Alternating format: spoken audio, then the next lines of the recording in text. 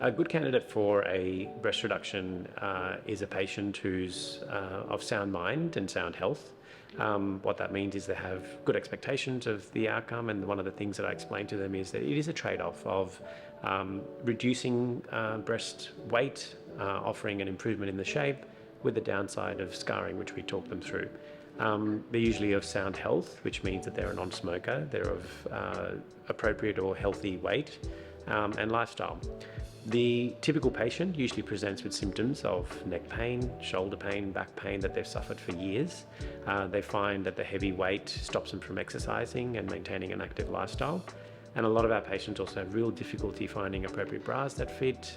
They get shoulder marks from the heavy weight of the bras, and they really just can't enjoy what they want to wear and do what they want to do. A breast reduction procedure, usually it's about 3 to 4 hours with an overnight stay. We talk them through the actual intraoperative steps and how the procedures perform, but it usually comes with a scar that's around the nipple and down, called a lollipop scar, or an anchor scar, which means it's around the nipple, down, and the fold. Once they go home, they are advised to not do any heavy lifting for about 6 weeks and wear a compression bra that we provide. I do think it's actually one of my favorite operations to do because my patients are absolutely so happy. I feel that it's life-changing for them. They immediately report improvement in their quality of life with respect to all the pain that they had. They can now do things that they really wanted to do and find clothing that really gives them self-confidence. Scars are an important part of a plastic surgeon's practice. I feel that my patients turn to me to deliver the best possible scars, and they're obviously a given in the surgical procedures that we perform.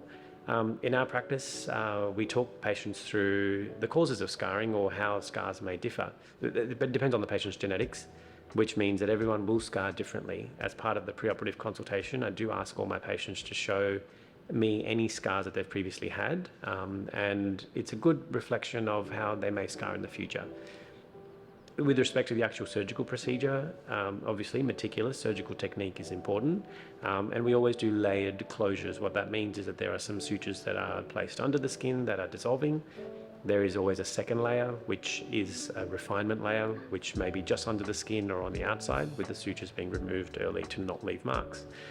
The final part of scarring is just what's done after the actual procedure to encourage the body to dissolve the sutures, make a thinner scar, and one that fades quickly. So as part of our practice, we always provide written instructions afterwards and talk patients through what to do. This will include a combination of scar massage regularly after the wound's healed, silicone, whether that's taping or as a gel, and also avoidance of sun exposure. We also encourage patients to tape their scars long term, and we find that scars that may have taken 12, 18 or 2 years to settle down may in fact actually fade as quickly as 3, 6 to 9 months.